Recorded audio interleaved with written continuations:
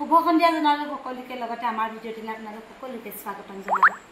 আৰু এয়া চাওক আমি যেহেতু গাঁৱত থকা গাঁৱলীয়া মানুহ দিনৰ ভাগতে গৈ খুৰীৰ লগত ধুনীয়াকৈ ঢেকীয়া বুটলি আনিলো ঢেকীয়া যেহেতু এই গৰমৰ দিনকেইটাত আমাৰ সকলোৰ বাবে বহুত বেছি প্ৰিয় আৰু এয়া আজি ৰাতিৰ বাবে ঢেকীয়া চিঙি আনিলো লগতে যোৱা কালিয়ে আহাৰ খাত লাগিব বুলি দুটামান বাহৰ গাছো কাটি আনি থৈছিলো আৰু এতিয়া ধুনীয়াকৈ সাফা কৰি আনিছো আজি ভাবিছিলো গাহৰি মাংসৰ লগত বাহৰ গাছ খাম কিন্তু গৰম যেটো গাহৰি খাব নোৱাৰি এনেকুৱা গৰমত সেইভাবে আজি ৰাতি ধুনীয়া এখন ৰেচিপি বনাম গাজৰ লগত বাহৰ গাজৰ লগত আৰু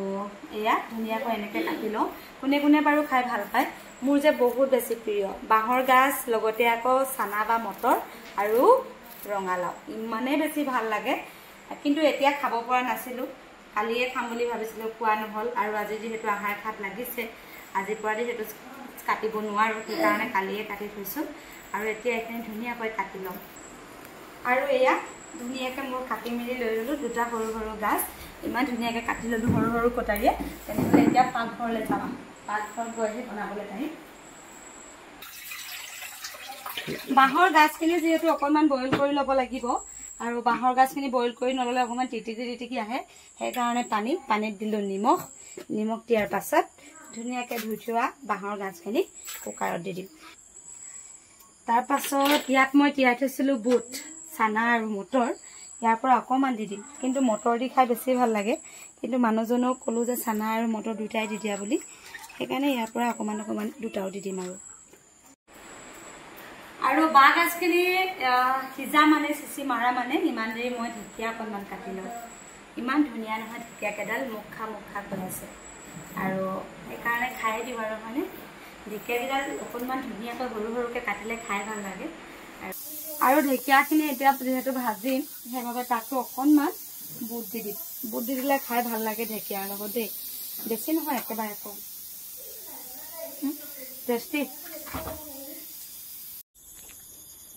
আৰু এতিয়া কাটি ললো কেইটামান ধুনীয়াকৈ শুকান জলকীয়া নহৰু পিঁয়াজ আৰু ধনিয়া জিৰা গুটি কেইটামান আৰু তেল দি দিলো এতিয়া ধুনীয়াকৈ ভাজি ল'ম আৰু এতিয়া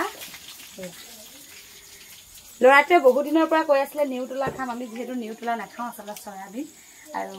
আজি ল'ৰাটোৱে কোৱা দেখি নিউটলা কেইটামানো দি দিছো সি হয়তো গাছ নাখাবও পাৰে সেইকাৰণে সি নিউটলা কেইটা খাব আৰু পিঁয়াজখিনি অকণমান ৰঙা হ'বলৈ দিম অকণমান ৰঙা হ'ব দিলে গাছ খায়ো ভাল লাগিব আৰু পিঁয়াজ ৰঙা হোৱা মানে হালধি আৰু নিমখ দি দিম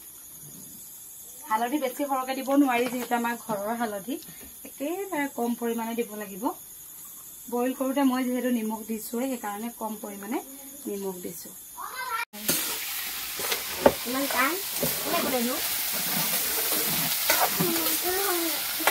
মোটা